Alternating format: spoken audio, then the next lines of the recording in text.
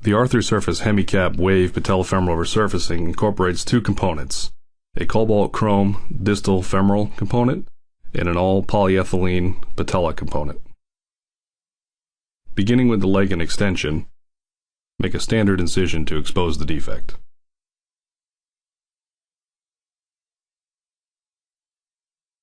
With the incision made, it can be helpful to bend the knee to 20 to 30 degrees to obtain good visualization of the defect. Place and orient the offset drill guide so that the L marking is facing the lateral side of the joint. Position the offset drill guide and establish 4 points of contact. While maintaining pressure on the offset drill guide, chuck and insert the laser mark line until the laser mark line is flush with the back of the handle.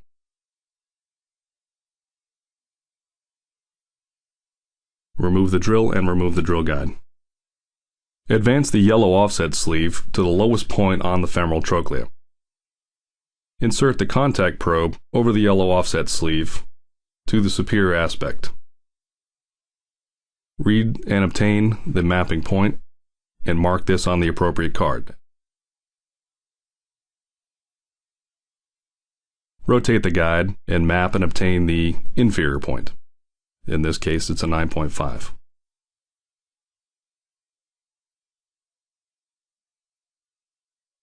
Insert the medial to lateral guide and obtain the lateral point.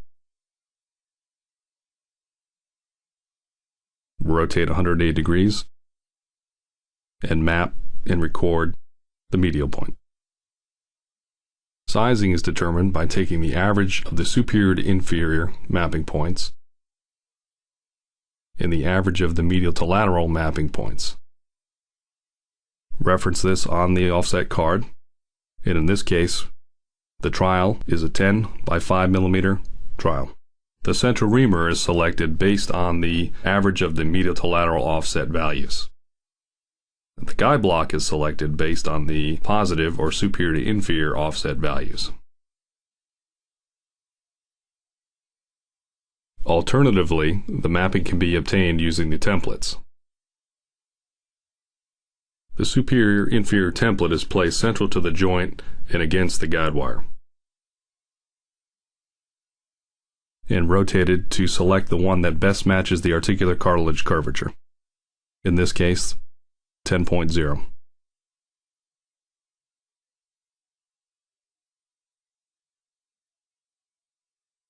Medial to lateral mapping points are obtained using the medial to lateral template. Again, select the template that best matches the original articular cartilage curvature.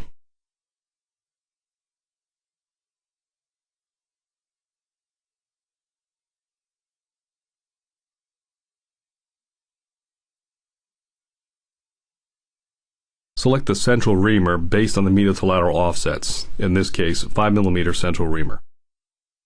Advance over the guide pin so that the laser etch mark on the side is flush with the height of the original articular surface. Remove the reamer and guide pin and select the guide block based on the superior to inferior mapping points. Be sure to align the guide so that the lateral markings face the lateral side of the joint. Verify that the laser marks on the feet of the guide block are seated at the correct depth based on the cut of the central reamer. Do this for the lateral and medial sides.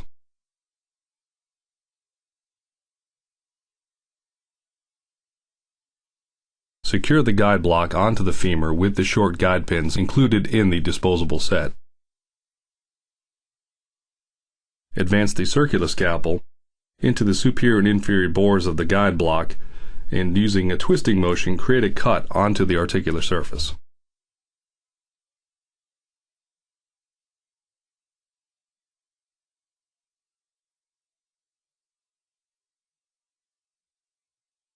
Select the outer reamer and assemble it into the white guide bushing.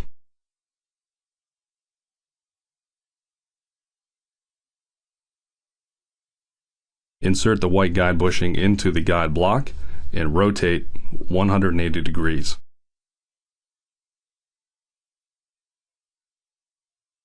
Chuck the reamer onto the Jacob's chuck and advance so the laser mark is flush to the back of the guide bushing handle.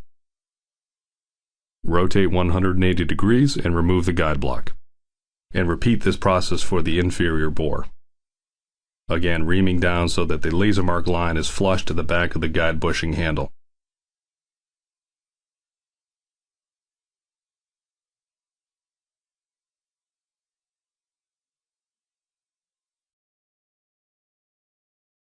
This process is then repeated for the edge reamer.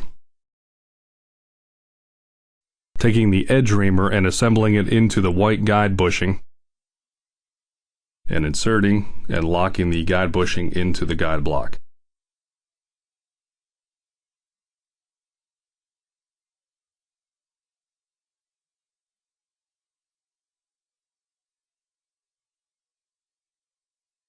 Removing the guide block, the surface preparation is now complete. The sizing trial is then selected based on the mapping points from the earlier step. The sizing trial is assembled onto the trial handle and inserted onto the joint surface. The sizing trial is oriented so that the L marking is facing the lateral side of the joint. Verify that the sizing trial margin is slightly recessed to the edge of the articular surface.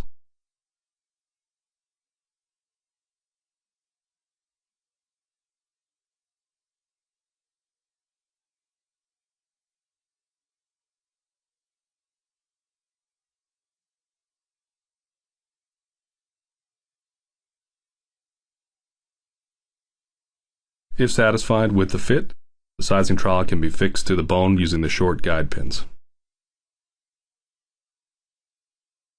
Pilot drill is then advanced through the trowel handle to the laser mark. It is left in place and the trowel handle is then removed. The step drill is advanced over the pilot drill until it comes to an automatic stop. This can be visualized in the built-in window.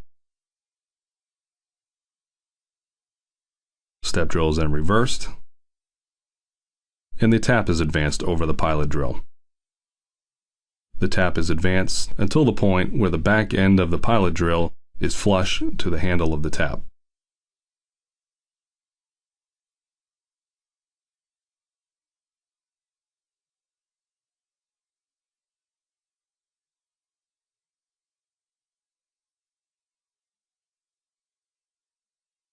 A titanium taper post is then inserted into the front of the trowel handle. There's a slight Morse taper fit, and the trowel handle is then assembled back into the sizing trowel.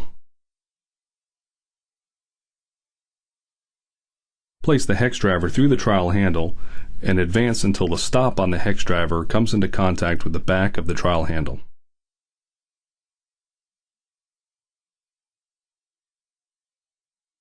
Extract the hex driver and remove the trowel handle.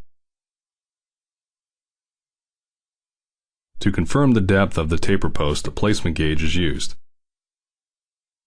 The placement gauge is inserted into the sizing trowel until it is felt to engage onto the taper post. Placement gauge should be flush with the edge of the sizing trowel. With the fit confirmed, remove the guide pins and the sizing trowel. The correct femoral component is then opened and aligned so that the L laser mark is aligned to the lateral aspect of the joint. Using the implant holder, the implant is then engaged onto the taper post.